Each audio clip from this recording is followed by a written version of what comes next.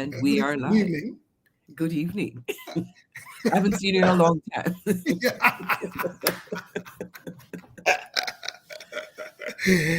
It's nice to be here again this evening with Nice Danae. to be here. Another Caribbean Currents. And I think we have more topics than time. Yes. So But the good thing about it is that we don't really have a cutoff time, right? not fully. Not fully a cutoff time, but we also want to, keep people interested and so on. So we'll see how it goes this evening. Indeed. But good to see you, Leo. And I know you've had a busy day. Myself has had a busy day. So Yes.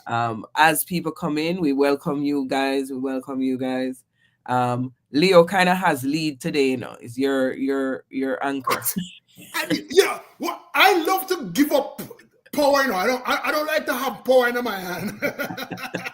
but Okay. As I said, it's good to see you. We love chat, right? Yes. I'm a very quiet person on a regular. I walk inside of an audience and me sit down and me really like to be quiet. Mm-hmm. But it's like when me see one mic in front of me, get me turn mad. I will try to keep us on time. Thank you. Welcome again. Welcome everybody. It's really nice to be here. I'm enjoying myself with Danae. We had our first show last week, and man, anytime I come out of the show, my head nearly kill me.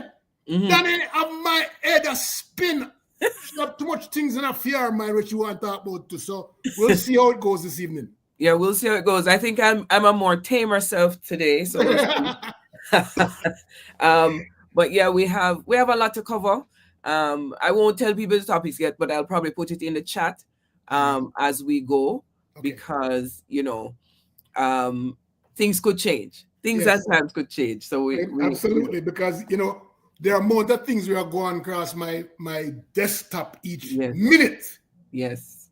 Things happen so fast, Danny. Things are just going. And I'm saying to myself, okay, I've never seen this in my life. We normally have a 10 or 20 minute before we see something change. But right now it's like 30 seconds a minute, Yeah. Not to mention global politics. It keeps us on our toes.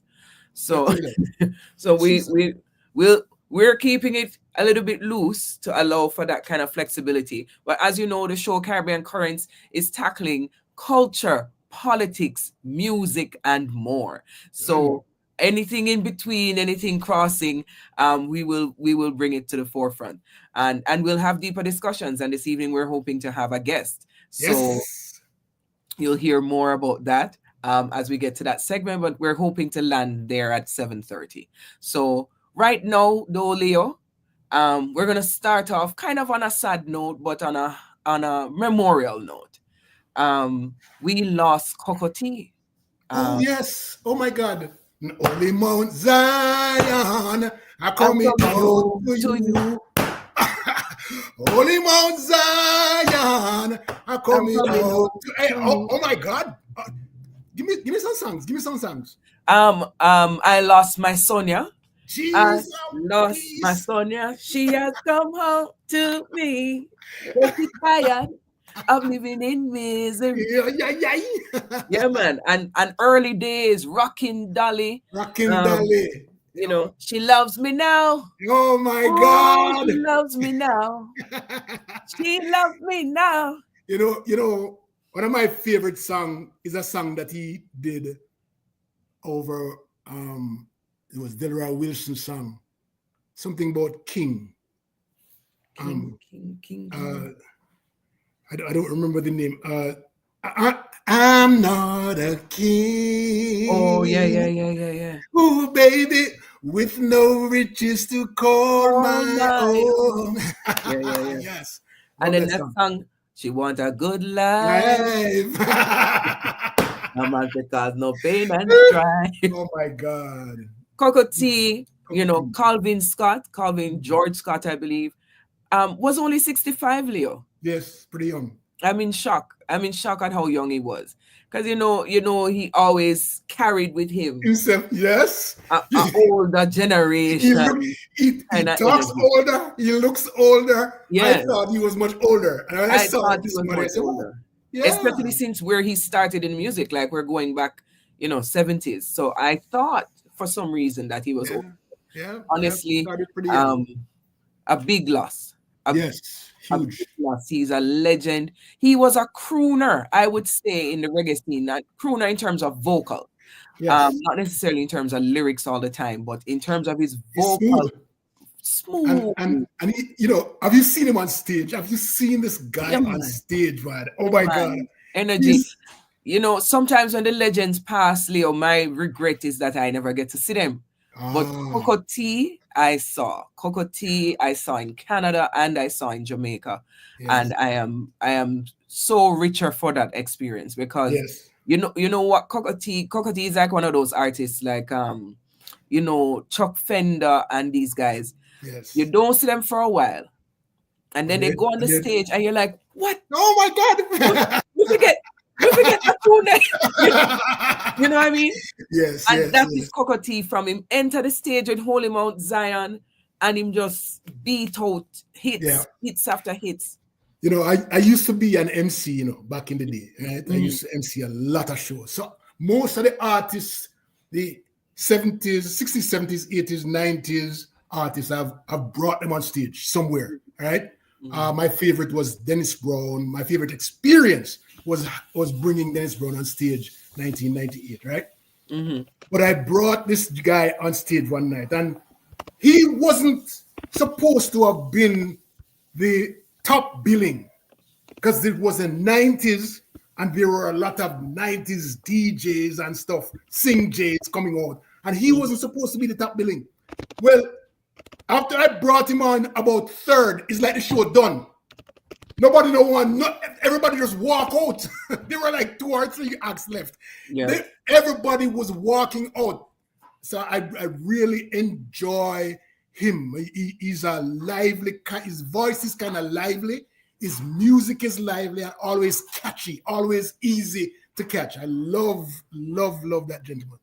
Yeah, man. I feel that one.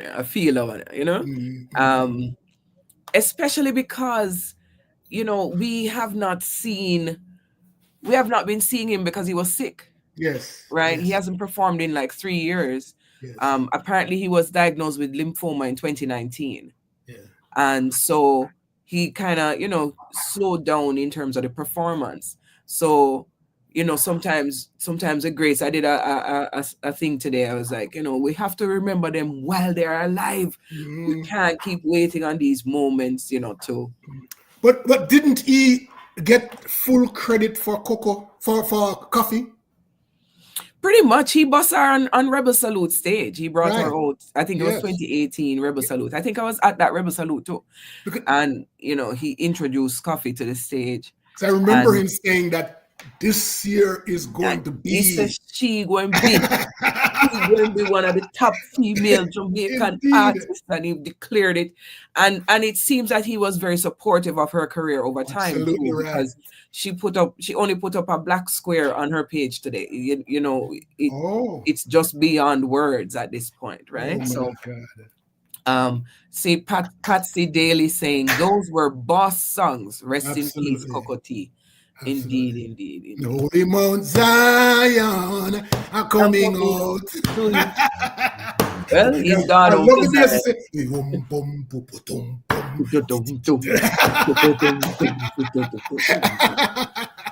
I love that guy. And he was good for duets, you know. I was reminiscing and going down all the video memory lanes that were being posted, and he did duet with Lady Saw. And he had very memorable duets with Richie Stephens. Yes. Richie Stephens was like a brother. brother. He did something good with Shabba too. Shabba. I think there was a Shabba. Yeah. So he has impacted the music scene. Yes, he was not mean. You know, you have some artists mean with them talent and mean with them influence. Not CocoTea. And he didn't cross over. No. He retained that reggae vibe that he had from the 70s. Yes. And you know, he has been sampled. So his work goes beyond the genre. Yeah. rap music sampled him and other genres sampled him. And I was heartened yesterday when I saw the people who were giving him homage. Yes. I saw rap artists posting CocoTea and Yes. different walks of life posting CocoTea, and I said, boy, I wish Coco could have seen this, to see But how much. you know that of all the artists recently, probably back to about 1990, 85, 90, his dub plates were killer dub plates. Yes. Because theme song them are the type of songs that will kill a song. Yeah. And the tempo was Yes. important. Very, very important. You can put anything on, on those songs. The tempo was important. No, man. A class act, solid talent. Reggae really lost an icon. Like, he's up there with the top names. If you're gonna name the top 10 in reggae, he has to be indeed in the top 10, and I would say even the top 5. So let's talk about how he impacted not the music but the genre. Let's talk about did CocoTea impact dancehall? Is his music what we call dancehall, or is it music what we call reggae, or where are we? I mean, I think he steadily stayed in reggae. I think he was a standard bearer, if anything, for reggae. Still performing up until maybe 3 years ago. So showing the globe, what we identify as reggae, the base of the music, lyrics, sound, delivery. He was reggae. Like, so him do lovers rock and him do reggae music, and him also do some culture, some Polipa. He was a big culture guy, culture guy. Okay. But they if you want a picture of who is reggae, you would put CocoTea there for sure. Indeed. Yeah. I agree with that 100%. Yeah. And you could still dance with him in a dance hall. You can pick anyone and sing them and go dance with him in a dance hall just to see him. It's just that it's a different era when you come to the 90s, the 2000 and the 2015s and 20s. It's different. But he was not afraid to embrace the new, and to try to give us new music, right? Like, people might remember when Barack Obama won, he did a song called Barack Obama. But it's very popular. Very popular. We can't knock him out of keeping tempo with the times. But we see him as to coffee shows that he keeps tempo, he keeps up with the times, because Coffee was a faster DJ than CocoTea would have been, to come with the spitting. But he saw it and he knew that thread, different era, but that thread continues through the music, And okay, all right. So here's how me see him still, right? Because there's a lot of people who come from different parts of our country, Jamaica, and every part of Jamaica has an own significance or significant look and feel, right? And we see him as a countryman. Do you see him as a countryman? A real countryman, not a Kingstonian. I would spend a lot of time at Kingston, but he retained who he was from. No, man, he's proud of Clarendon, man. Clarendon, a countryman, right? Yeah, man. Yeah. And aesthetically kept up with that. Like, very, very simple in his dress. Yes. Very, I am one of the people kind of approach. Yeah, he definitely reps for the country, and he reps the country. I was surprised when I was looking back at his obits and realizing that he was born in Rocky Point. Where is that? Rocky Point. Is that on the ocean? Is that the ocean side? Yeah. Okay, so the ocean but he claims Hayes Clarendon. He is as his spot, So he was down home, Mr. Countryman, like. For one upon a time, back in the 90s or 80s, he professed to be one of the biggest fishermen in Clarendon. You remember that? Right. Yes.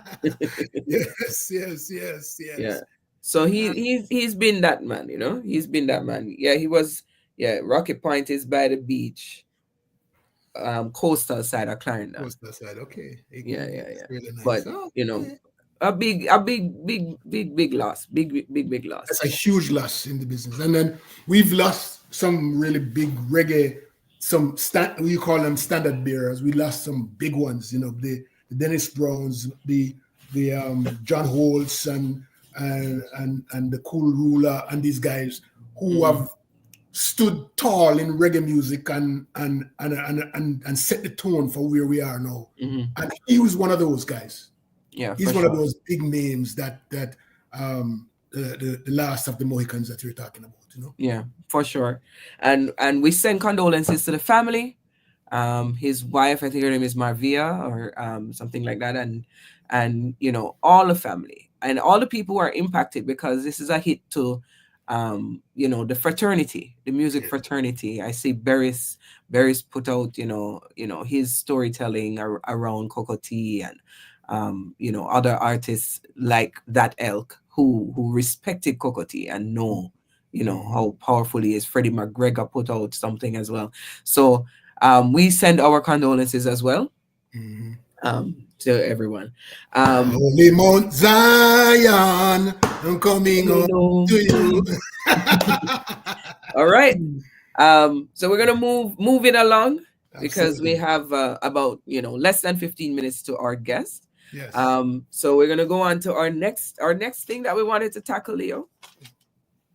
I think we wanted to circle back to the healthcare conversation a little bit. Yeah. You sent something to me this week, and I had to go back to it just to look and see, because the Prime Minister made a comment. Let me see if I can read it. And it might be all simple and stuff, but I kind of look. I didn't understand it first. Yeah. Let me read it. Okay, please. Yeah. Prime Minister Andrew Holness says while there have been improvements to the healthcare sector, more attention needs to be placed on remuneration and care. He made the statement at the official unveiling of the healthcare workers' COVID-19 monument. Mr. Holness said, following the pandemic, the government took actions to ensure that the economy recovered in the event of another shock. However, the Prime Minister also conceded that more attention needs to be paid to remuneration and care offered to patients. Okay, thank you so much for that. And your spin is pretty simple. But I don't see it as a very simple statement. I read deep into stuff. Yeah. When you put remuneration and care together twice in a sentence, Yeah. as a prime minister, there's something that he's saying that is not said. Yeah. Much more need to be done in remuneration and care. So remuneration, in my mind, has to do with the amount of money that you pay healthcare workers. Yeah. And care have to do with the care that patients get. Two different things, right?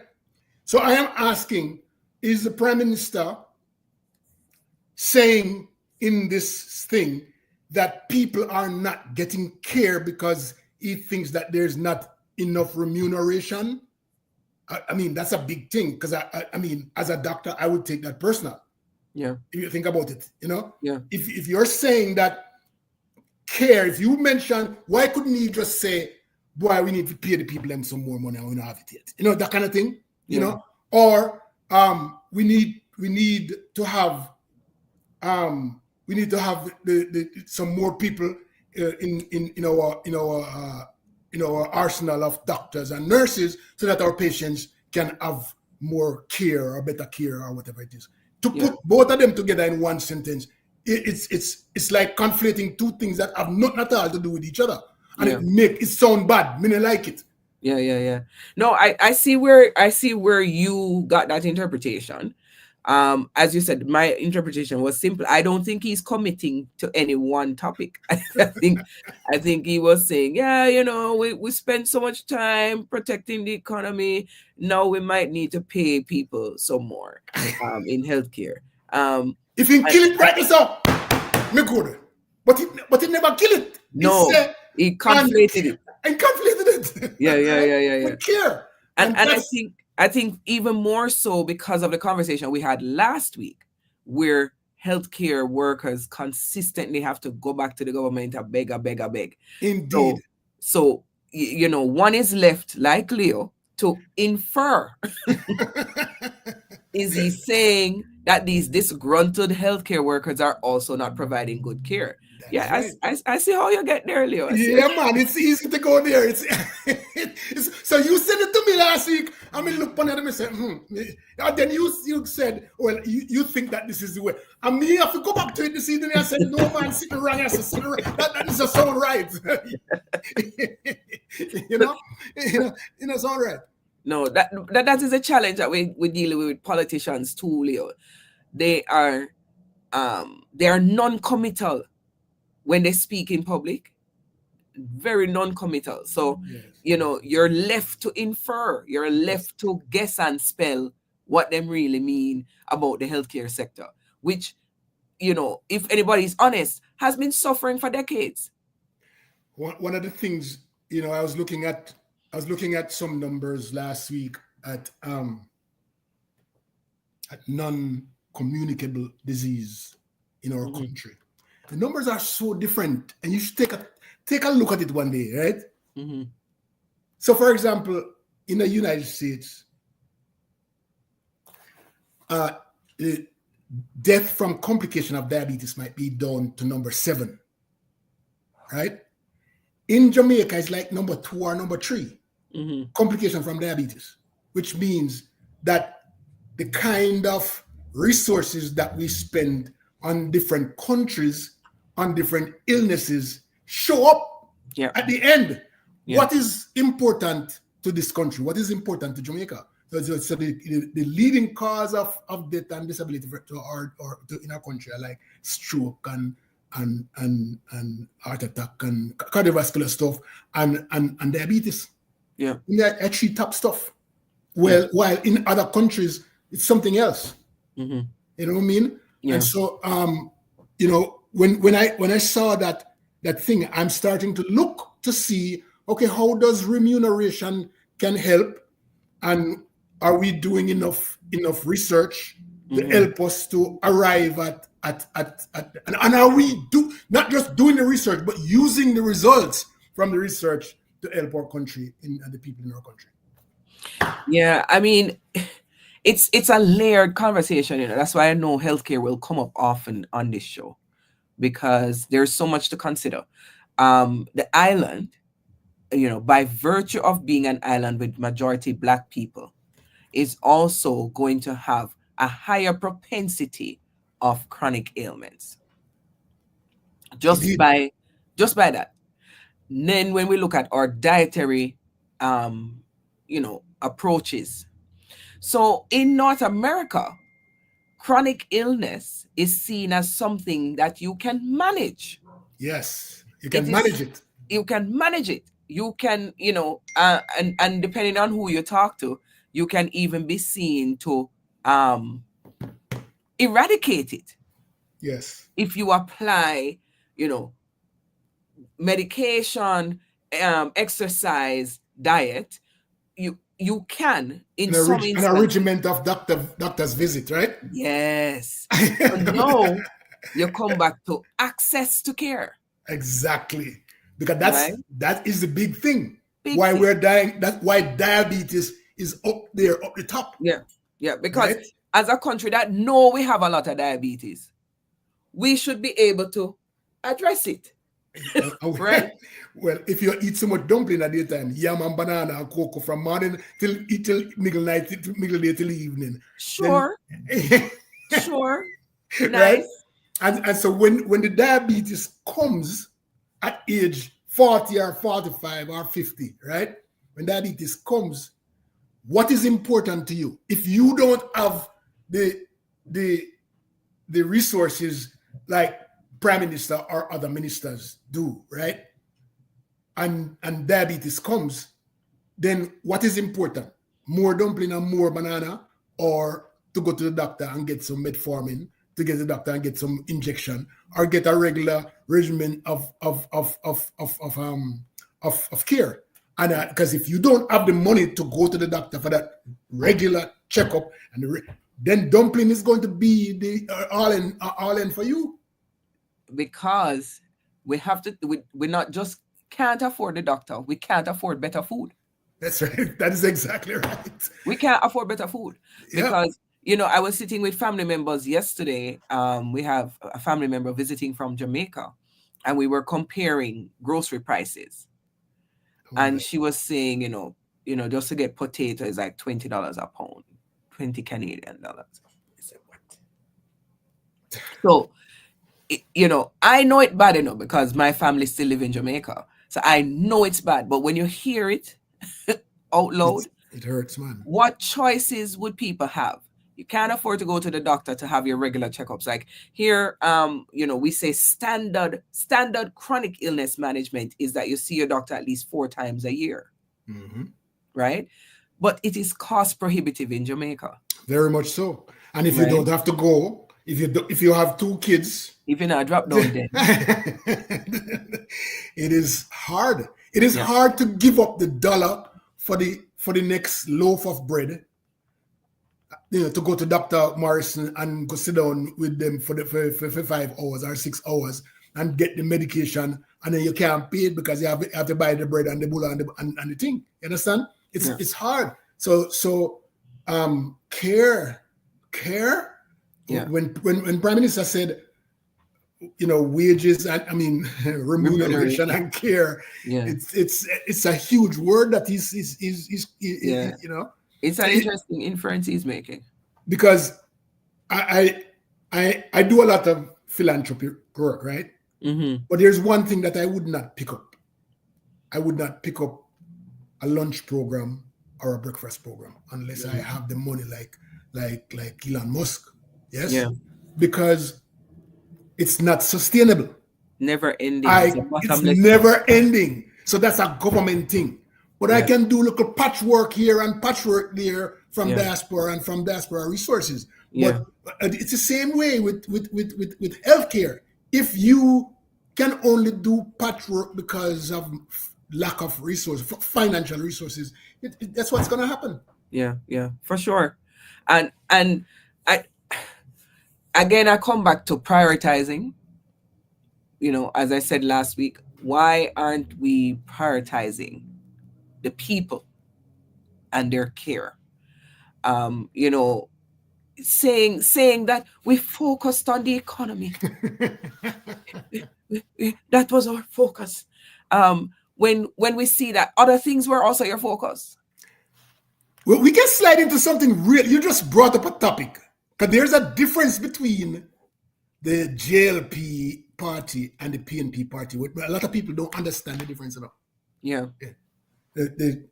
When I looked at, I did a shallow research the other day to find out what is the difference between the makeup of the JLP versus the PNP. And the difference is, one is about creating macroeconomics for trickle-down effects, right? And the other is about taking the macroeconomics and giving it to the people. Yeah. Two different concepts. One, build up from people up, and one come down. Reaganomics come down, Michael Manley go up. So you'll see Michael Manley is the type of person who will go in at the street and show you why is it that you need to put your hand to the earth. And while somebody like Reagan or even Mr. Seaga would have said, I want to build a big agricultural facility, and then you come and work there, and me will make enough money up here, so but at least you're in a job, that kind of thing. That's the difference. That's true. Most people don't understand it. They just join a party and they love it, and then that's it. But if you understand the difference between the two, then you will get an understanding of why, how is it that you want to align yourself. Yeah. And what are they prioritizing, right? What are they prioritizing? That's it. Yeah. That's the reason I brought that up. Yeah. And the ideal scenario is both, right? For me, in that conversation, it's good that you went and did that research, because I've always felt like a lot of the stuff done by one party is performative. Mm-hmm. How will the world see us? How will the world see us? And the other party is, how will the people see us? That's the simple thing, right? So, what you say a while ago can be problematic.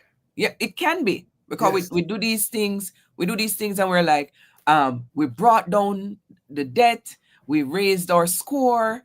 We have the highest number of tourists. All of those things are performative. Yes. And on the ground. The people working in tourism working for minimum wage. Absolutely. On the ground. We have a comment there. Yes. Let me bring it forward.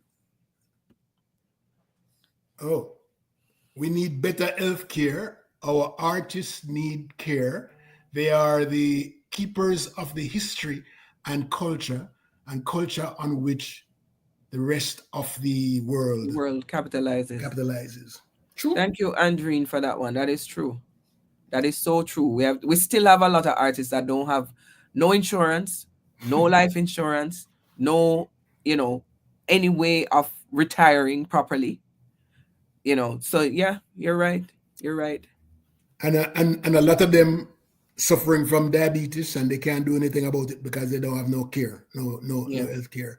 And there's no organization that's put together that can help them to get them head straight about their business, the business of their business. Yeah, what I mean? Yeah. Because you have to understand that many of our artists who are the keepers of the history and the culture, many of them just found themselves with a talent. Yeah. And the talent comes from their being, their existence. Natural. And it's natural. And so they didn't learn how to be business owners or to learn how to market their business or to learn how to speak to market their business. All they know is the technical part of their business. They can sing or they can sing Jay, Yeah, man. But everything else take backseat. And when for them genre, well, it's not genre, when for them type of music started to dwindle. So let's look at what they call them, the trap. Let's look at trap. How long will trap last? It probably lasts 2 years. After trap dead, if you didn't transition yourself like a Buju Banton and stuff, you didn't transition yourself, then trap dies, your whole business die, your whole career die, and then you have nothing left. And that's what's killing us. Yeah. A lot of things there to unpack, because knowledge is power, as we always say. I must say that I like to give unto Caesar sometime what is Caesar. And late last year, there was an initiative to get artists on a plan, and that initiative came out of Mr. Culture and Women and so on. So, and they had a big signing thing. All Vibes Cartel attended and so. How did that go? Where's it now? I don't know, but there were some notable artists that signed on. So we'll see if that is also a solution. Henry Cameron Sr. says, and the tourist industry is a slave trade and a ripoff of our beachfront properties. Lord, another topic for another night. We have to talk about tourism one night. That's a completely different topic that we want to draw with tongue. A drama try draw with tongue, That will take up half of the show, because if we start talking about the Beach Act, God have mercy, half of the show. I promise you next week though. We'll come back next week. Let's put. I'm writing it down. Please do. Tourism. Tourism and the beaches. That is another topic in the topic. But yes, it is quite the That is facts you're stating, sir. We're not in dispute. We're not in dispute. Actually, when I joined forces with this lady, right?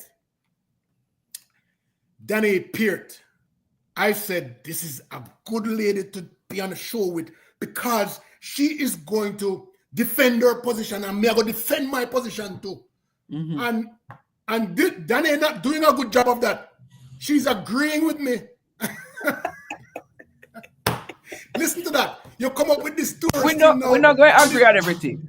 We're not going to agree on everything because you see things through a different lens. But where there is agreement, we have to say there is agreement. True. Henry said, please address this issue. We will, Henry. We will. We will. And there are too many things going on, and it needs to be explored fully. So much going on. We're still looking out for our guests. We were going to have a continuation of the education conversation. While we wait on our guests, I think we'll move on to the next item, Leo. Yes. We can jump into the INDECOM conversation. See, Mark Hayes says, Leo, you can't win a debate with that woman that chew that. Mark, you see, we're not taking you on in a Mark. Mark was participating a lot last week, so I'm not taking him on. But yeah. INDECOM. Tell me what you know about INDECOM. What is INDECOM? Independent what? I mean, growing up as somebody in Jamaica, you know, we heard about the promise of an INDECOM, where you know, independent investigation into police related incidences, right? Most times violent incidences, most time fatal incidences. Yes. And the public kind of looks to INDECOM for solutions. They do. I think the public don't even sometimes care about INDECOM. I think INDECOM. But when something happened, Leo, look at the news. When something happened, the people used to call out, "Where is INDECOM? Call INDECOM." A prime minister didn't call for. Stop it. Where the prime minister there? Listen, nobody now asks for INDECOM, Leo. No. But INDECOM doing its job. I must tell you, they're doing their job. Yes. And you sent me success stories this week. Yes. As a matter of fact. Yes. You know, I remember a few years ago when police got they got the body worn camera on. It's probably about 5-6 years ago. Yeah. And I say, oh wow, that's nice, you know, nice thing. Technology. Go ahead. No, I'm saying technology. Yeah, technology. And I remember the police inspector came to Florida one day and he spoke about, you know, our officers are now using this technology and the cars are built with this type of technology and stuff, right? And about 4 months ago, I sat down and listened to INDECOM, the report that they were giving. And pretty much since the police have been using these gadgets, there hasn't been any reports of any capture of any of these situations that we're talking about.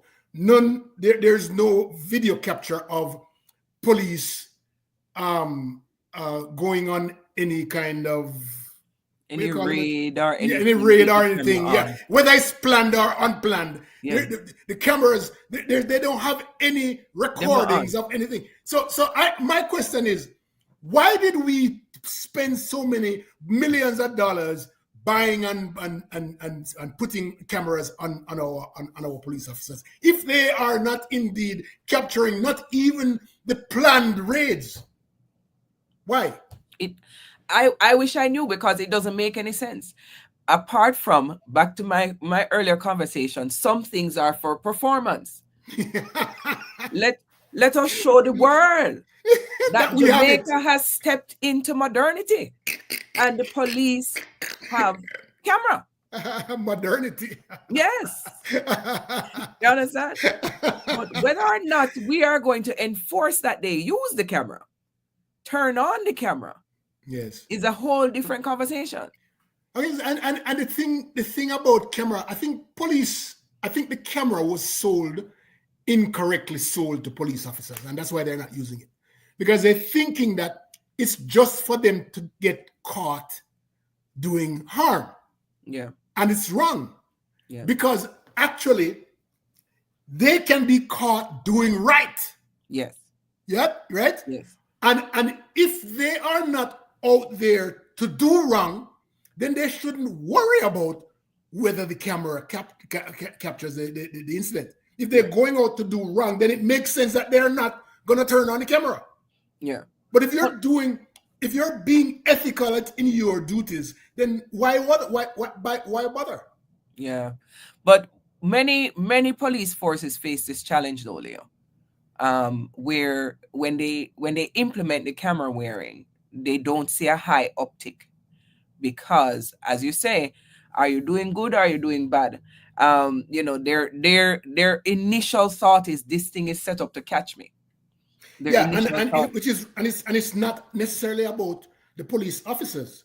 It's about the community. Yeah. It's about how the community is responding to police officers. So, for example, in New York between 2017 and 2019, there were more complaints from citizens in New York than anywhere else. Yeah. Right? So there were not even from anywhere else, but in previous years, there were less than when they actually had the camera. But it's not, the complaints are not necessarily to show the police that they're doing wrong, but rather as a training tool to improve how police and the community get work. So if our job, if the police thinks that their job is to beat down the public, it's different from a police officer who believe that their relationship with the community should be one that is great. Almost so that they can so that they can get the community to help them to solve crime. If a community not helping you solve crime, then you have a problem because you're too militaristic. You understand? Yeah. So that's the way that goes. Yeah, but it's a cultural shift that needs to happen. It is. Where we have education about these things, because we see these tools being used in America and we see it on TV, but was there enough conversation with the police force when it was implemented about even changing your ways? Like, if you know, say, go and catch you, well, here you go. This is time for you to straighten up. But also, I don't want to say this is a Jamaican thing. No, it's not. It's broad. We as a people lack follow-up sometimes, right? Oh, I think it's implemented, right? And no layer of accountability to this thing that is implemented. Absolutely. And no improvement. Okay, so listen. Jamaica had running water long before New York, even Merca, right? But we still have the worst pipe system in the world, right? So we can say, we have the first. Yeah. But what have you done with it being the first? You understand?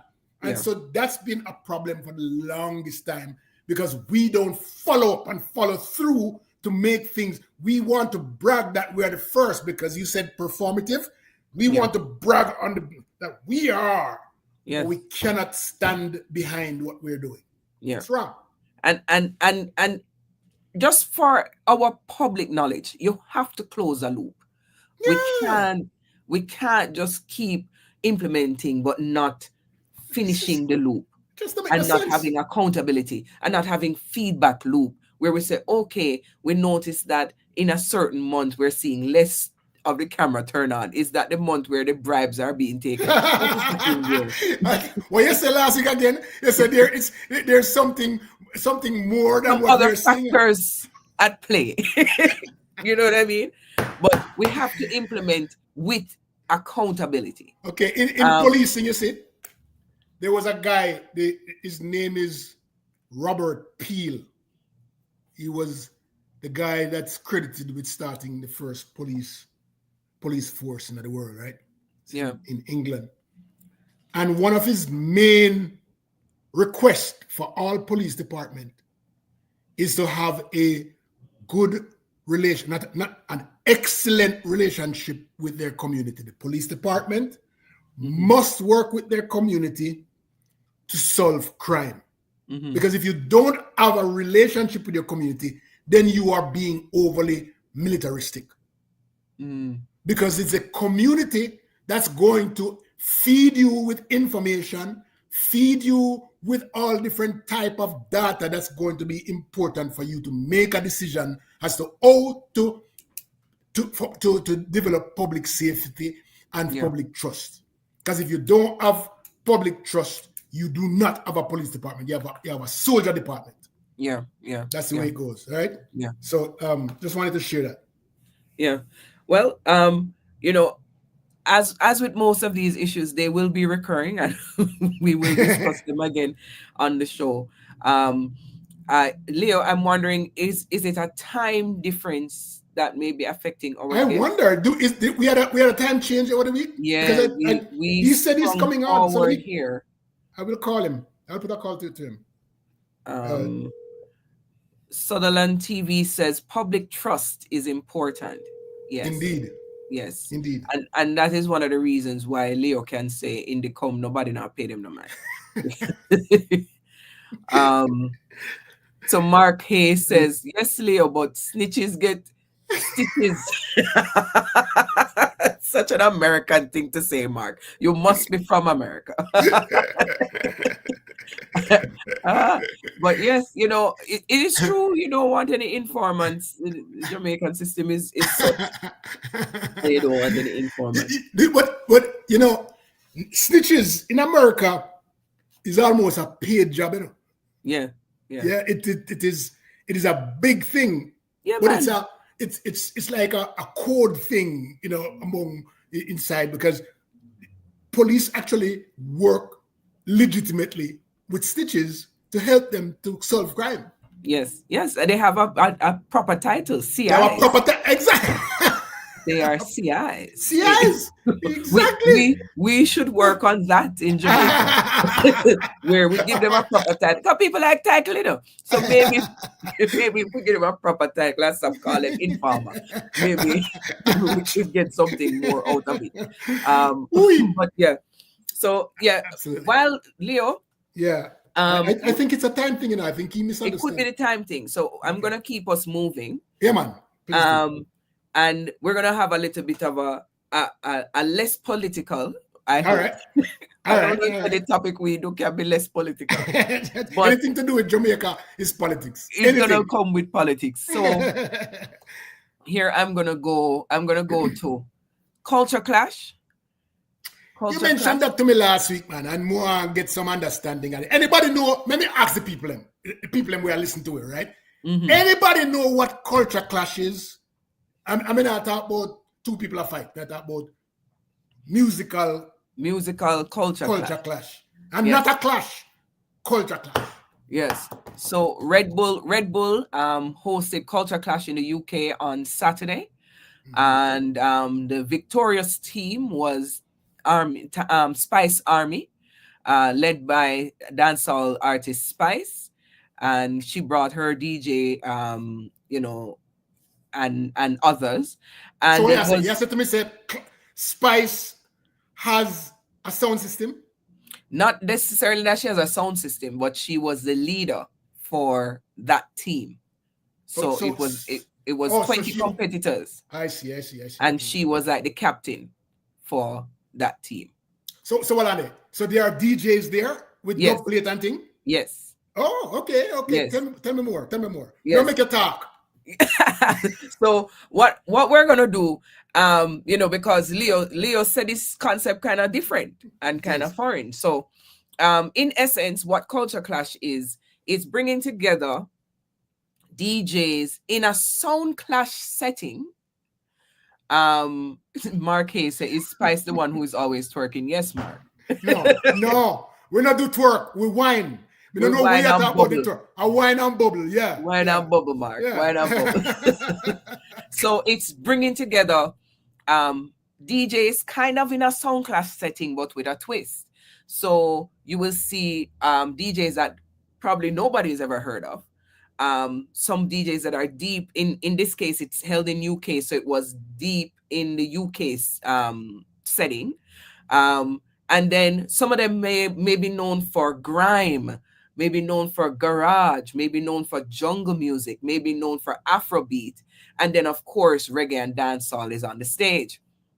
So Spice, of course, starts out repping Jamaican music. So therefore, in this clash, it wasn't about reggae music or dancehall. It ends up being about it because we're the dominant. Right. But when the applicants, the candidates who enter this are not necessarily of reggae or dancehall. No, they play they it. Come with their own. But they're known for playing other genres more specifically. Okay. And so that's where the culture thing comes in, because sound clash, as you know, is a reggae thing. Yeah. Reggae Me can tell about sound clash. Me used to dark sound clash weekly. Yes. Yeah. And so for us as Jamaicans who love sound clash culture, it's different, because now you're bringing in other sounds, other genres to compete in a sound clash setting. So a lot of people have different opinions on it, and I will say this much: it appears like a concert meets a clash meets a big event. So let me tell you what a sound clash is, and then you can now take it and pick it apart and tell me how it compares to the culture clash. All right. Yes. All right. So we have some big old box like 40 feet, 100 foot up in the air, right? Yes. 18-inch speaker, 20-inch speaker play bass, and then you have 15-inch speaker, like 10 of them are playing mid-range, and then you have some top-end treble speaker, 8-inch and so, and then they have the tweeters, 4 different sections, right? Yeah. So first of all, you have to come with the sound. Yes. Meaning you have to come with a good bass line, you have to come with a good mid-range and treble and tweet, right? And then you have to come with good brand new music with the palm dub plate or the palm 45 we never play in a sound system before, right? That's so you have to understand that. And then now, when you come the night, everybody string up a setup and thing, and 4 different sound. No, we not do 4, I have 3 different sound depend dancehall. And the one of them set up, and when 9 o'clock come, the thing start. It can start early, And each sound get 15 minutes the first lick. Yes. Just to lick off some early. sound. Yeah, just lick off some early sound. juggling. Yeah, 15 minutes. Then later on, after the 15-minute round, then each do 30-minute round. Yes. And then each and the 30-minute round go for the rest of the night, unless you're dead. Yes. And killing means kill a sound boy. Kill a sound boy means like you have the right mix of 45s, the right mix of dub plates. That when a man sing pan a down plate, yes. When a man sing and say your sound dead, he dead, right? Yes. So it's all about the man. Knock off the sound boy. It's not your time to play. That's exactly right. Right. And then from there, there's a selector. Yes. Right? There's a man who will pull the music them. Yes. And there's one who will play it. And then the player could also be the DJ or there's a separate DJ completely. Yeah. And the best mouth wins. Yes. For the night. Yes. All right. So now I also saw there's a guy from England by the name of Rodigan. David Rodigan. And David Rodigan, him have clash in England too. But why him do? Him not play no music and him not select no sound. him stand in front of the audience, and anytime the music, just before the music play, him introduce it, and he make enough noise and he bring the crowd down and stuff, right? Yeah. And we see that happen at Japan also. Japan does the same thing. Yeah. And I think some parts of Africa do the same thing. Yeah. But I know, what does this mean? How does this compare to what we just said? So the first difference is the genres. Now they have multi-genre. Okay. So the culture on display now is not just the sound clash culture as an entity, but other people's cultures that may cross with reggae. Because if you think about garage and grime in England, they are influenced by reggae. They came out of reggae and dancehall. And then Afrobeat, we can argue about this, but Afrobeat come out of that influence as well. Well, the only person to go argue with the person from Africa who believe that it doesn't. But yeah. You know what? Go ahead. But there is an influence. We can't say there isn't an influence. So that is a little bit of the difference. Then the other difference is, Leo, at Culture Clash, they bring out artists to perform. So instead of just playing a dub plate, they will have a performer come out as well and do a song for kill the sound. So obviously, if you're spending money in Culture Clash, you can sing a song by bringing in the best artists, right? Yes. And I like, there was a feature in this Culture Clash that I like. They had a segment called "Sleeping with the Enemy," where the sounds that were in that round, the sounds left in that round, I think it was about 5 of them left in that round. They were supposed to play the music of their other sound. So Sleeping with the Enemy basically is, I see. Can you bring somebody who Leo would have bring? Yes. On your song, because you're not known for Leo music. That's right. Can you done Leo with his music? His own music. Yes. That's neat. That's neat. That's so neat. I liked that element of it. Okay, that's neat. Yeah. And then of course there were the popular dub plates. Vibes Cartel did a video call. And what I'm gonna show people right now. Oh, you have something for sure? Yes! I'm gonna show something. So let's look at this. Spice, you see this song we're about to play? There's so much money we spent on this. You see this song we're about to play? They don't expect you to be playing this song on a dub plate. Listen. Kenny no star that in him feelings. Could you get no chicky settle down? Or he give them a hit and run. He might give Sing them on. Spice on me, you a go feel it. Why you a look, you must sit down. This is for the culture.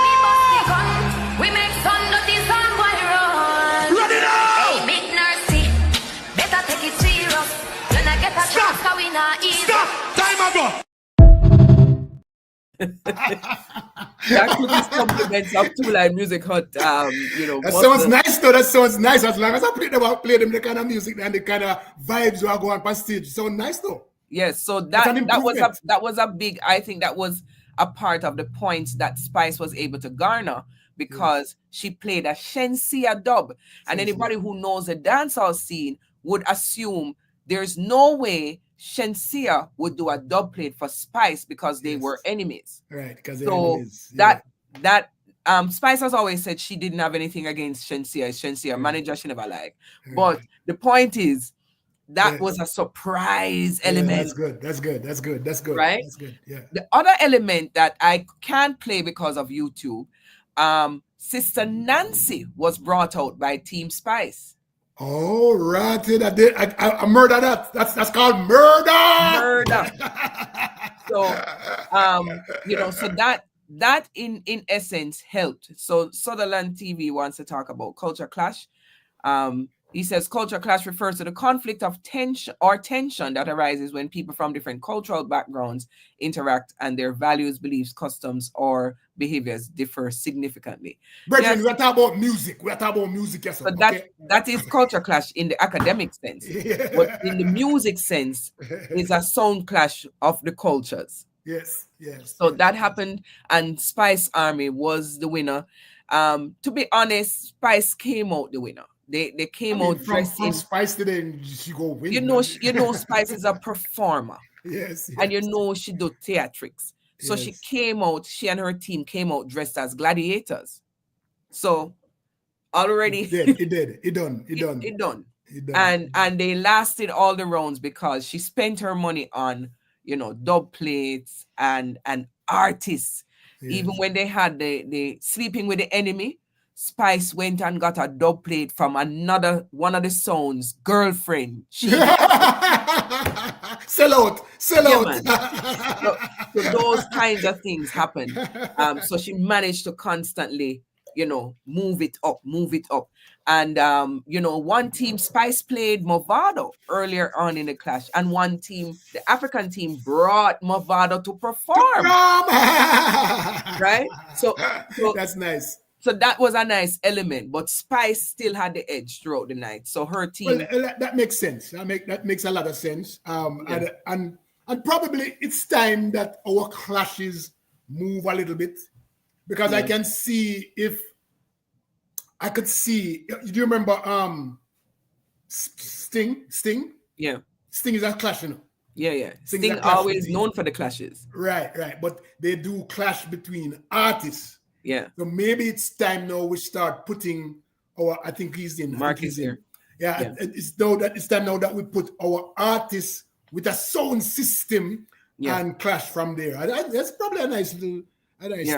Yeah, I mean, I have thoughts on it. When the culture is taken over by corporate elements, I'm always curious about motives and what we do, if we're watering it down, if we're moving our elements, right? Well, we have to be very cognizant of what we want to know, because right now we are complaining, so we're not getting enough money in our music. Yeah. Once corporate come in, the money will fling.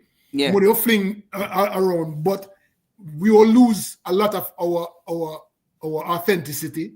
You're going to lose a lot of what we call the authentic Jamaicanness about especially in the international market. Yeah, that's a challenge. So we have Dr. Mark Smith is joining us. His camera just went quiet. So okay, we're gonna add him. We're gonna add him, and Leo, you do the intro. Mark.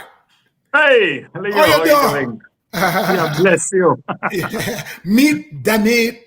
Danae is in Canada. Danae, absolute pleasure. Nice to meet you, Mark. The way it's set up is, Mark, I am not supposed to like Danae, and Danae not supposed to like me. So it's clash. You understand? But I like that. They're very interesting dynamics. Yeah? Exactly. The last week we met the first time on the show, and so we had some competing thoughts, but it all came back into one, and it was really beautiful. And so we decided to go number 2 and bring you involved so that you can clarify some things that we talked about last week, because she has some questions. Danae, fantastic. Meet Dr. Mark Smith, and I'm sure that he'll ask you to call him Mark. He's the president of the Jamaica Teachers Association, effective last year, August. And he has 1 year to prove his worth, and he is proving it. He's doing a wonderful job. He is what I call the best mouthpiece we've seen in a long time here, who's challenging the challenges. Mark. Welcome, Mark. Pleasure to be here with you. Yes. As Leo hinted at, last week we had this conversation really based on what we keep seeing happening in the media in Jamaica. Every few months, it feels like that every few months, the teachers, is either the teachers or the doctors, have to go and ask the government for things that are due to them, owed to them, and so on. And it come up in the news. Teachers said they're going sick out. Doctors said they're going sick out. Teachers said they're going, pull back on this and pull back. There is a possibility of a strike and so on. But I left Jamaica a while ago. But I can recall, I would say maybe as far back as the 90s, this has become a regular occurrence. I don't think it was regular in the 80s. I don't recall. No, it wasn't. We never hear a lot of it. In the 90s, about mid-90s onward, which we're looking at about 2 decades now, Mark. So tell us what you see as the key issues that keeps bringing this back to the fore. Well, thank you again for having me. What you have raised is a very interesting dynamic. And the truth is, we have been having a lot of challenges with successive governments. So this is not a JLP or a PMP issue. It is a matter of what I consider a deep misunderstanding of how it is we actually create economic growth and prosperity for the widest cross-section of Jamaicans.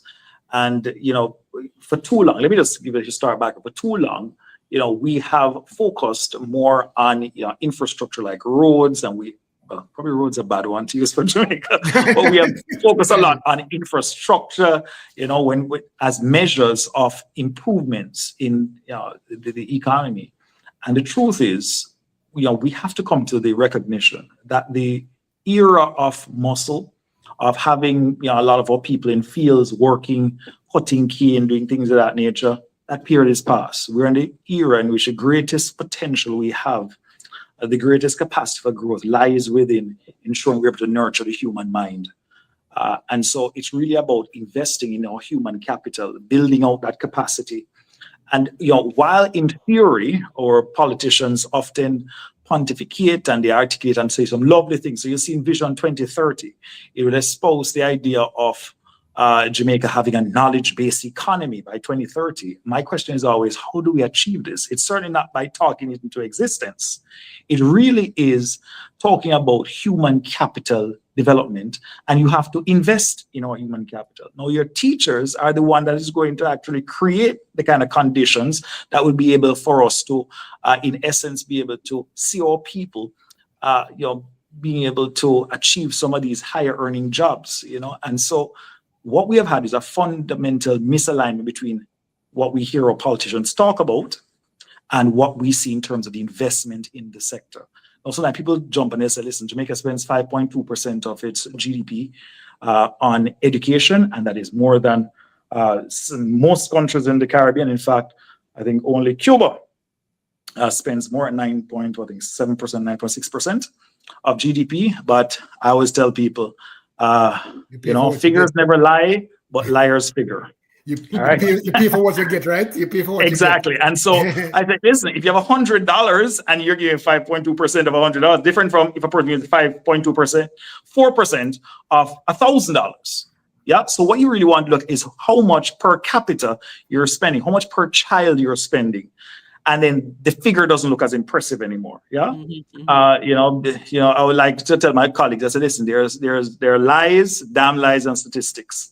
Mm-hmm. And we have to be careful sometimes of how these numbers are played with, because they give a perception that, we're doing everything. The truth is there's no version of a successful, economically viable, progressive Jamaica that does not have education as a driving, transformative force, as a catalyst for that change. So then we have to look at what does it really look like in terms of the investment in education. You cannot disaggregate an investment in your teachers and an investment in education. Yes, you're going to have to improve the infrastructure of the schools. We have to ensure we have more teaching and learning aids. We have to ensure we have the technology in the classroom. But surely you have to ensure that you're paying teachers and providing fringe benefits that will retain and attract the brightest and smartest individuals in your country to go into that field. I think it's Angela Merkel, former Chancellor of Germany, that clearly articulated that, one has to understand that it's from every other modern profession that you get teaching. The teaching is really the mother of all the other professions. It's the base from which, a foundation. So you have to ensure that the people you get to come in are strong. You also ensure that you're retaining the best ones. There's a recent report coming out of Fund for Peace, and they do this work in globaleconomic.com, and they look at brain drain, right?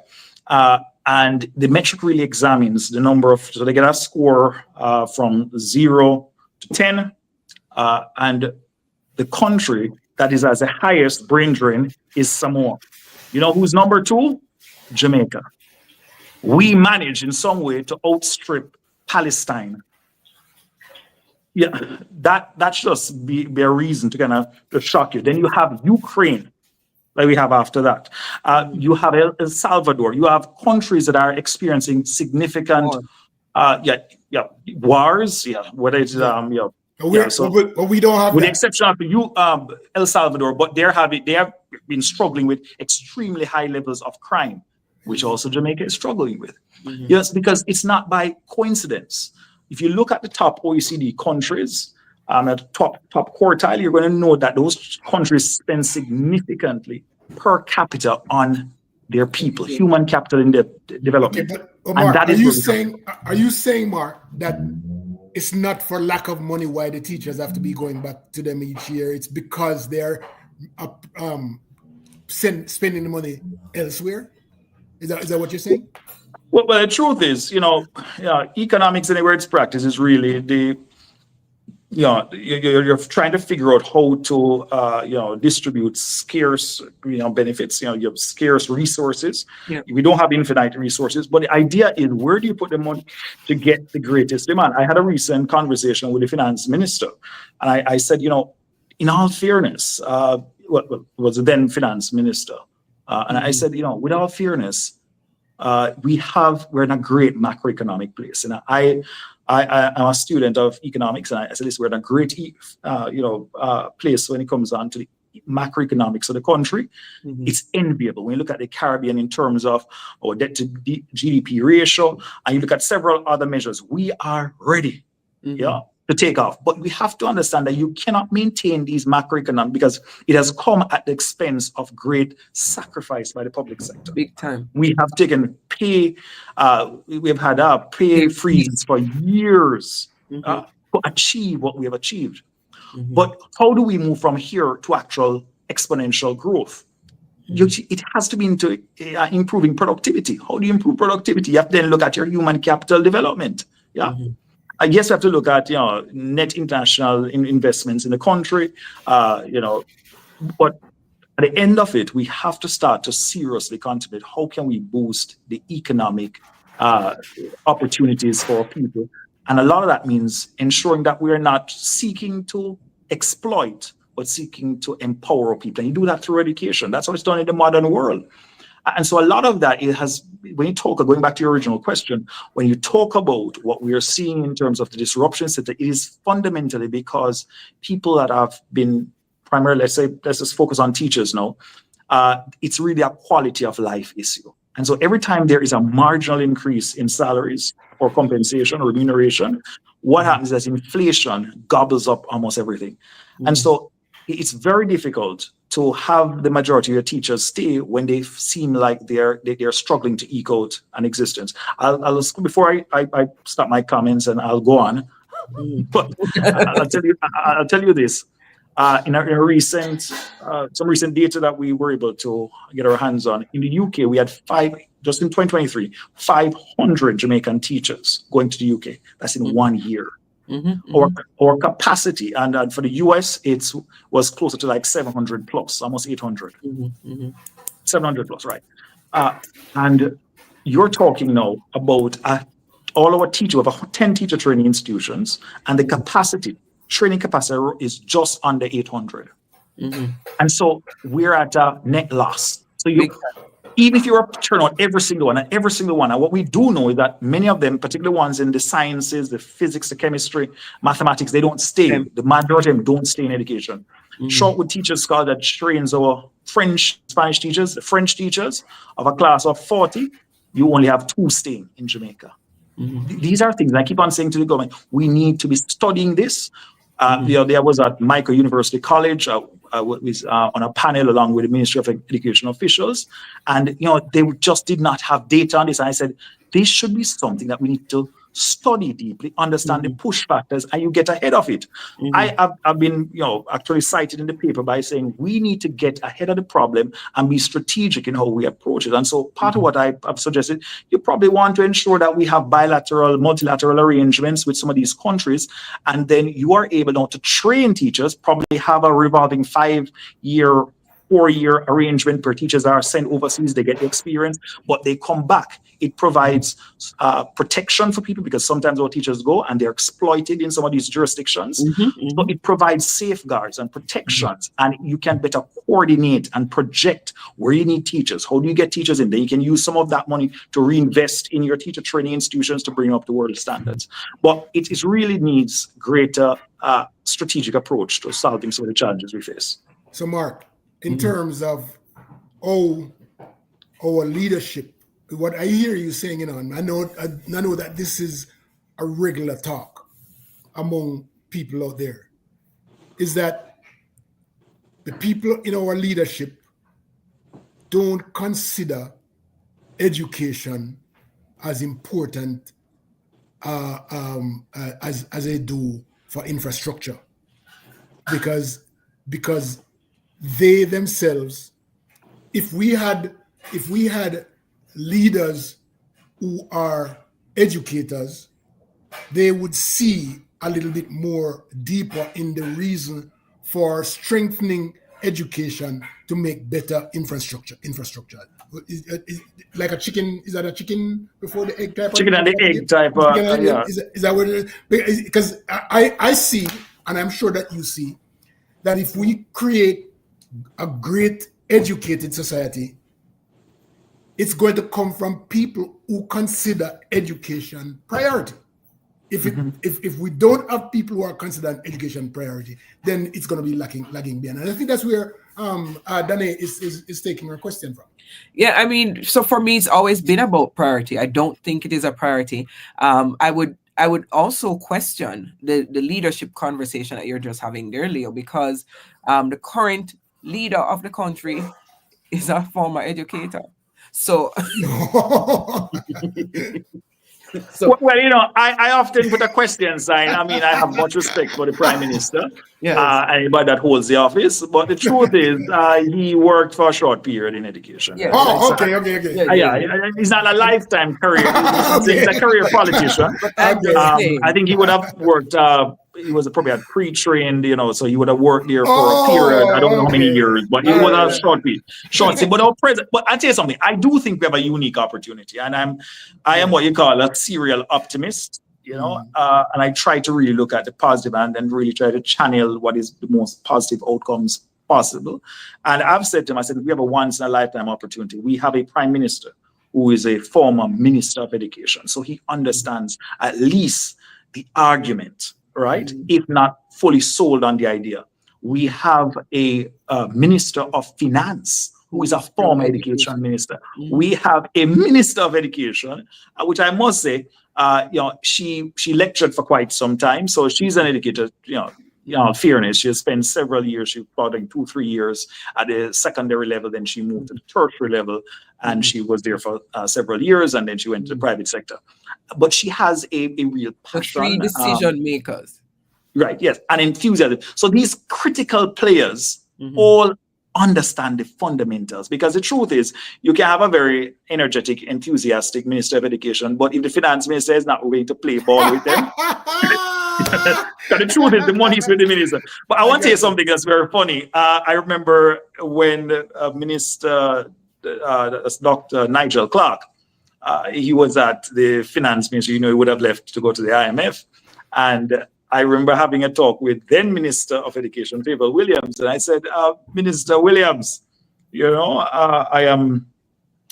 need to improve the salaries and the remuneration for teachers so we can retain our brightest and smartest and attract new people. And she said, Mark, listen, I would give teachers anything, but I'm not the finance minister. That is Nigel thing. Okay. And I said, Lord, I'm going to pray about this. All right. And lo and behold, a couple months later, she becomes finance minister. Says, hold on, no, hey, let's hear you know. No, you are in the driver's seat. Yeah, you dictate. It's because we have to make some decisions. Yeah. And I share with you some data from the Boston Consultancy Group. They work a lot with several 123 countries. I think they have gone and done interventions, worked with very closely in terms of economic turnaround, and they identify 10 measures in terms of critical areas that drive economic development in a country. But it's the 3 that were of greatest importance in what they consider creating a sense of well-being in a country, optimism, being very stimulating to economic growth and development. Three things. The first one being strong and accountable governance, right? Strategic governance. The number two thing was education. The number two thing, right after governance, was education. So you needed strong governance. They had seen countries in which the education system was not optimized, but the governance was strong enough to be able to extract net outcomes,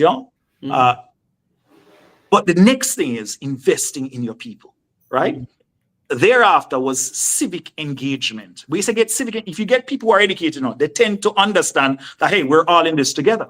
Yeah. And Did your you say, actions did you affect. say those three are education, governance, and investing Yeah, in it is people? governance first, education second, and civic engagement. That's funny that And you once you say had that. those three variables, the countries that had that in large tended to do well economically. And they're not only economically, but their people had this sense of well-being about and optimism about where the country was going, what was happening. And so it was seen as key ingredients. And the truth is, we have struggled with governance for some time. But to be honest, one of the things we do have going for us is that we have been able to have a relatively stable economy for many, many years. So, Are you talking macroeconomy a stable economy or micro? Which one are you talking about? His audio is... Incidentally, Danny, he says education, governance, and investing in people. Governance first.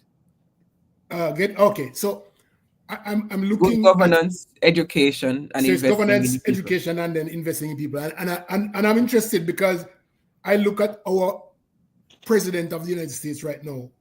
I'm looking at governance. It look like him weak on that. It look like him weak.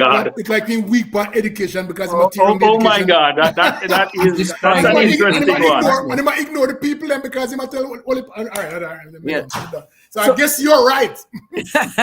Yeah, you can tell where a country will end up when you don't focus on those things. So Mark, by way of being solutions based, one of the things I'm curious about is one of the asks or possible asks that we take a cost of living increase approach where, whether it is annually or every 2 years or whatever, there's a review to ensure that your teachers, especially, those in STEM that are always going to be poached, that they are given a cost of living increase to, offset what will invariably happen with inflation. What are some of the practical solutions that you can say to the government? Because everybody going to want more money. Everybody going to want a pay increase. Everybody, can make the argument. And you're speaking to people. I come out of a family of educators, so you don't have to convince me about the importance of education. I actually think that governments that don't invest in education are doing so because they benefit from a dunce public. A dunce public votes a certain way. A dunce public does not engage and is easily manipulated. So by way of solutions though, what can you say to a government that isn't quite over the threshold in understanding as we understand the value of education? What are the Well, thank you so much for that, and that's what I always talk to people about. I said, I lead an institution, Monroe College, and I tell them, I said, when my staff members stand up to speak in a meeting, I said, if I give you 5 minutes to speak, I spend 1 minute outlining the problem, give me 4 minutes of solutions. And the truth is, we have to focus a lot on what are the solutions to getting us out of the quagmire that we're in. And the truth is, we have to be strategic because we are a small island state. We are easily influenced by geopolitical happenings like what's happening now. And so we have to build a certain level of resilience within our nation. But I think there's some steps that can be taken by government that can have a significant impact in changing the dynamic. I'll first of all start out by talking about this whole issue of salaries. Now, I've even said to my constituents, I said, I am concerned about our obsession with just saying we want more money, because what happens is that the government gives you with one hand and then they take it back with the other hand.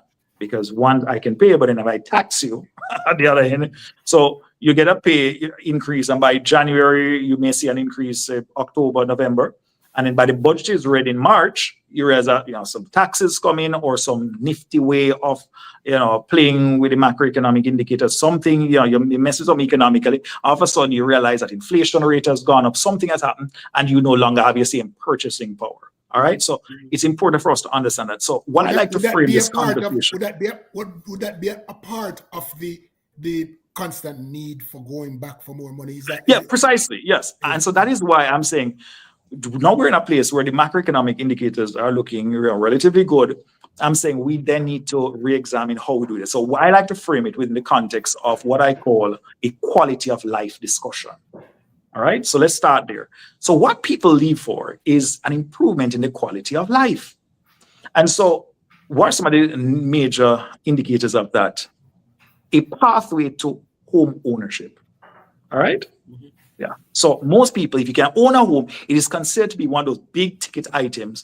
So if you're able to organize our remuneration package for our educators and other groups to ensure that there's a clear pathway by going into service for the government. So we can't probably offer you the highest salary, but we can offer you a salary that ensures that it is competitive. So we want a competitive salary. We don't underpay people, but to sweeten it, we're going to ensure that you're on this path that ensures that if you're interested in purchasing a house, which I think all teachers should, there's a clear path to doing so. So it may mean working with or having public-private partnerships, getting the banks to lower interest rate, because this really has to be a united engagement, a united cause, having a movement towards ensuring that we restructure how our economy works to assist. And since I'm speaking specifically about teachers now, works for our teachers in a way that will retain the strongest and brightest minds.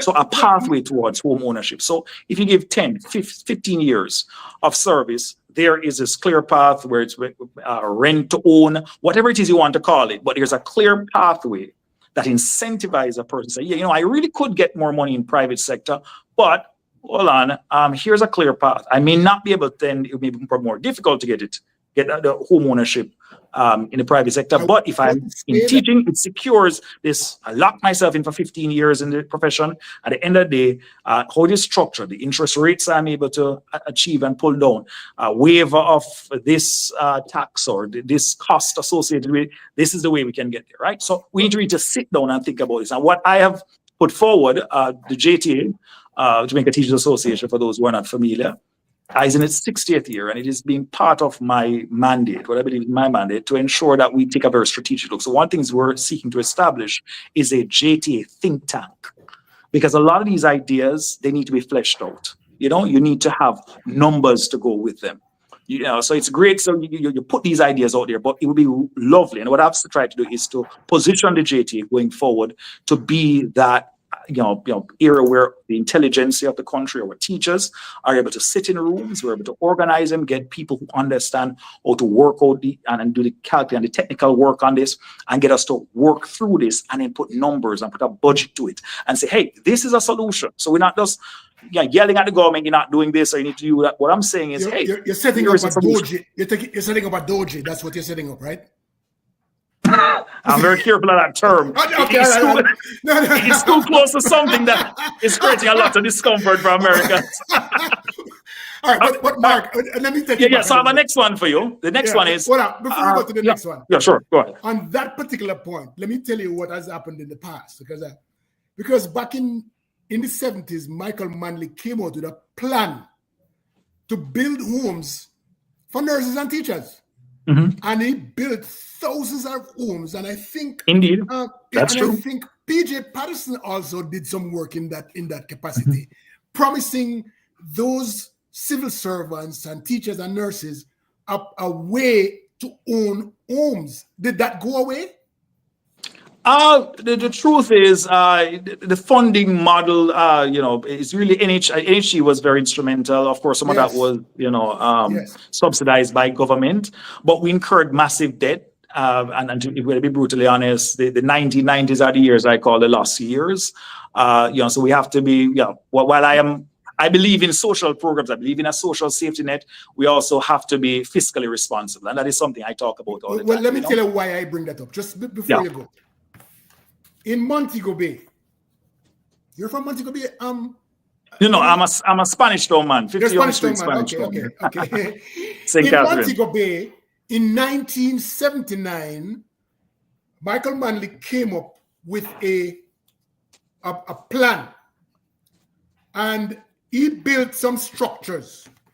I was trying to recreate them, but the structures look like this. One wall meet another wall, and then two other walls over here, and between those four walls, each wall covers a space. I mean, not each wall. Two walls covers a space. It moves out like this, right? And anything you build within that space, you only get the wall, you know. I remember it was $8,000 for your wall, right? $8,000. But you get the land with it, right? And when I went back there recently, I see some kind of house over there. I could not believe that those were the walls that were put up there. In fact, they call that space, it's now called West Green or Wall Green or something like that. But when we were there, it was called Afghanistan or something like that, one of them war-torn places. Because the structures were just up. We could not envision build out of homes, mansions like that are there right now. And so I am saying, people just want an opportunity, just an opportunity, a start. And so, and I really appreciate what he did back then for teachers. Indeed, yes. There were teachers who were buying up those $8,000 piece of walls, and they are big time homes now. No, and you're quite right. And that is a type of out-of-the-box thinking, the type of ingenuity that we need to apply to the problem. What we talked about are starter units. All right. Starter units, that's what they call starter it. Yes. In the US, in Canada, the price of homes are through the roof. So it's not a unique to Jamaica, the challenge we're finding. The truth is, people, you mentioned $14, $15, $16 million, probably a couple getting together can probably afford. NHT, gives you that, support somewhere around that to help to purchase a home. But when you go on the open market, you really can't find a home in Jamaica for $14, $16, $17 million. I mean, $20 million. I mean, $20 million. You have to go back to if I show you a picture of a house I saw for $28 million, it looked more like a chicken coop. Yeah. and when I looked at it, and not a good one too, dog, run down. And I was laughing and telling my wife that I applaud the realtor's attempt, because the realtor's attempt said this was such a step back in the past, and it conjures images of old time Jamaica, which is just the place popped down. Oh my God. It's vintage, Mark. It's vintage. Vintage. Yeah, that was it. I'm telling you. But you're right. That is a kind of, we have to look at different building materials. We have to open up the possibilities of what can, how can we lower construction cost? The markups that probably, so again, partnering with companies, identifying land. One of the concerns I have, probably a bit of off topic, we're using a lot of our arable land to build homes. And I'm saying, we really should be ensuring that we are able to extract value, agricultural value from some of that land. We're turning a lot of those lands into housing developments. And I said, they're not interested in agriculture. No, anymore. I'm saying, listen, you need to find the land that isn't very good for agricultural purposes. You build, agree. Housing development on that. And then you create some type of rail system that move people to move back and forth. I was talking about it the other day to a person. I said, we spend almost 50% of our foreign exchange that we earn on oil imports. Gasoline, natural gas. Some of that goes to electricity, but a huge percentage of it goes towards pumping gas. Exactly, that we burn off. Yeah, what we really should be thinking about is being critical and say, all right, you know what? We have this massive population center in Portmore. Probably we need to establish a modern train system that's able to move from Portmore to downtown Kingston to Crossroads to Halfway Tree to some of the major areas, New Kingston. I'm so sorry to blow you up there because I know that they had a train running from. No, not that type of train. They brought back the train I had when I was a little boy. They stop the class. You don't want no diesel, you want subway. No. Listen, man, get a nice, modern one. Yeah? Okay. Like the ones you have in Miami where they run overhead. Yes? Yeah. But you see, you have to be strategic now, because what that would mean, people would drive their car from there to the car station and take the train in. You'll be able to probably just save. Man, it's a cultural change we have to examine also, because people can use some of their cars and driving.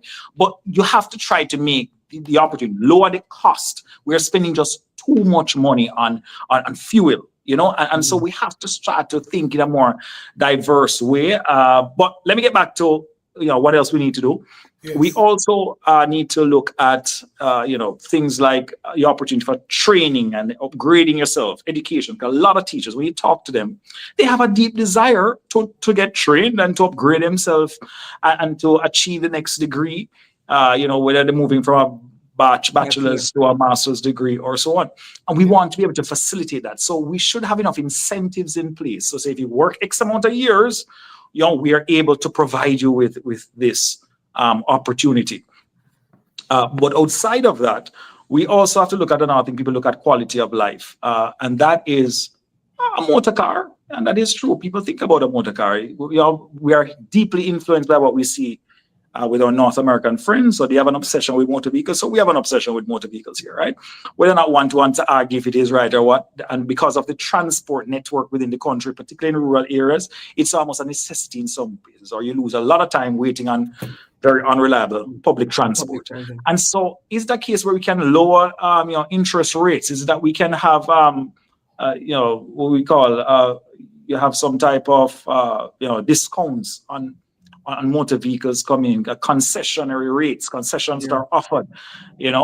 We have to get creative. And what I'm saying is just sticking to the orthodoxies of the past and expecting that things will just figure themselves out. It is just not going to work. We have to be bold, and we have to start to figure out ways to ensure we are able not only to retain teachers, but also attract people, because that's another challenge. Our teachers' colleges are struggling to attract highly trained individuals. When you look at some of the countries that are doing very well in the top quartile, when you look at OECD rankings in terms of performance, education, PISA rankings. And so these countries have highly sophisticated teacher training programs that are able to identify, let's say, for instance, in Singapore, they're taking from the top 30.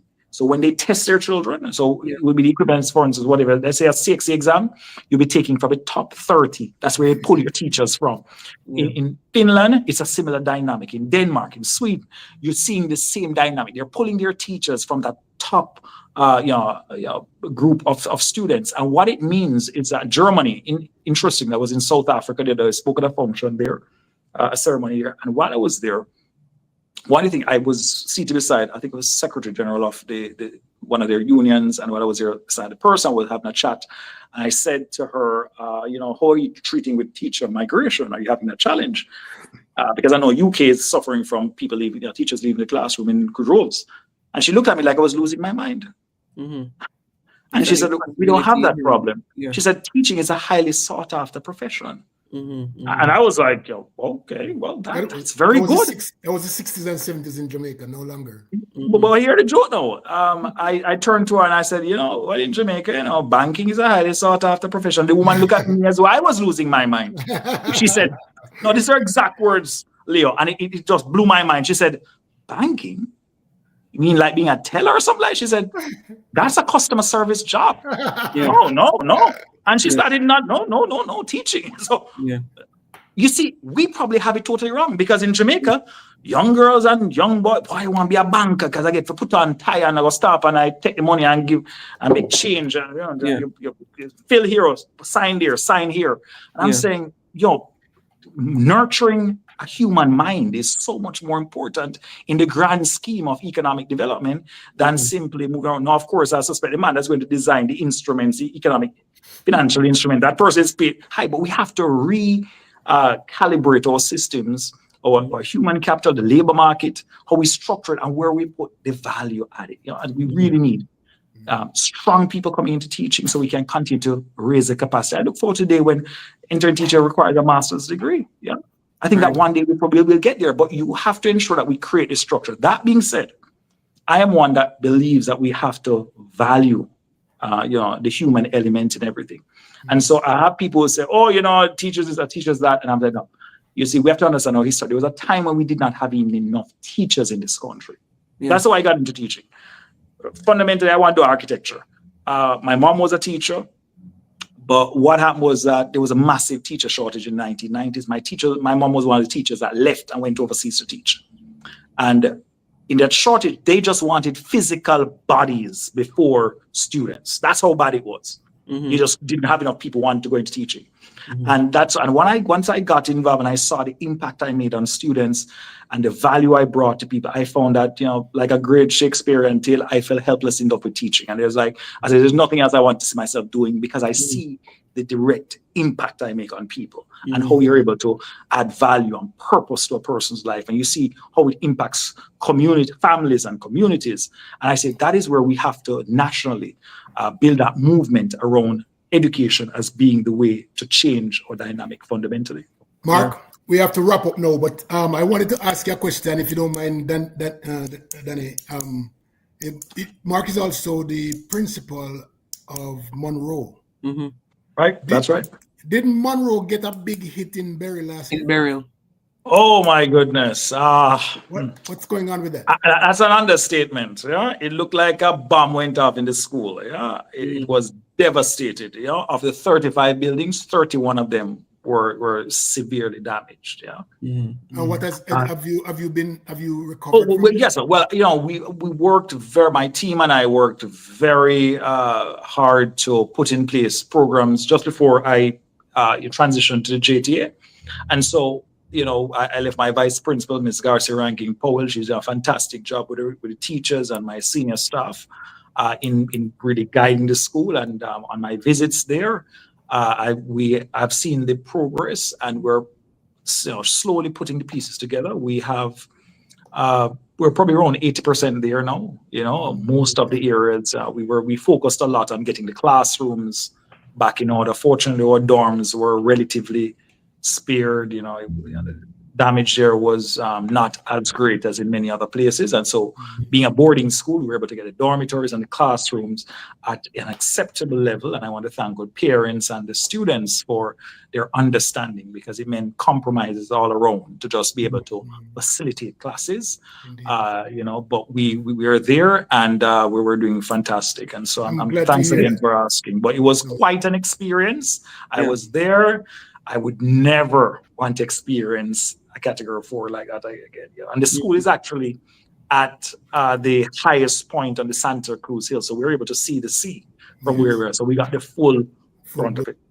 And the school is a historic school. You're over 100 years. Yes, 1856. Yeah. So we're one of the oldest schools in the island, and we have a lot of pride. We have contributed significantly to the whole growth and development of the country by way of our graduates who have served in government. In fact, even a former prime minister is a Monroe. So, and what about the diaspora contributions? Because I saw in Canada here there were a lot of appeals to. Oh yeah, we have a very active Old Boy Association. Special shout out to Victor Tomlinson, the Monroe College Old Boys Association, the executive, as well as all the chapters across the world. They really stepped up to the plate, and there was a significant push to assist the school to be able to rise from the ashes, as they would say proverbially, and soar like a phoenix. Yeah. Thank you so much. Well, that's a good progress report. 80% is not bad. That was a big hit. But yeah, we could talk about education for a while, but I understand. Yes, and I'm sure we will circle back to you as things progress, because they're in budgetary times now. So I wait to hear interesting times. We're in a negotiation here. How much of the public sector allotment is for teachers and so on. So we may have to circle back to you, Mark, as the year progresses. It's an election year and so on. So yeah, Leo know where to find me. And I should say that the JTA is embarking on a historic initiative with Education International, which is the global body for teacher unions. And we're seeking to launch on the 21st, 22nd of March, a Go Fund Public Education campaign, which is really, a massive push towards getting individuals in the country to focus on investing in the education system for economic development of the country, and putting together that narrative that there's only one way to get out of our present dilemma, and it is conscientious, strategic investment in education and our people. Well, On that note, we thank you, Mark. Thank you. We thank All you right, for bless you. taking Leo the knows where to time. find me, so phone call away. For sure, we'll be in touch. That, as you heard there, that Dr. Mark Smith, representing the Jamaica Teachers Association. Thank you for joining us. Thank you for having me. Bless you. Danny, we're going to wrap up now too, right? Yes, it's a we're wonderful evening. over time. Oh my gosh. So nice discussion. I love his perspective, and I love his passion. He has great passion for education. Yes. And I think, it's important to have the people on the ground speak to the issues, and to see whatever progress is being made. It's important to hear.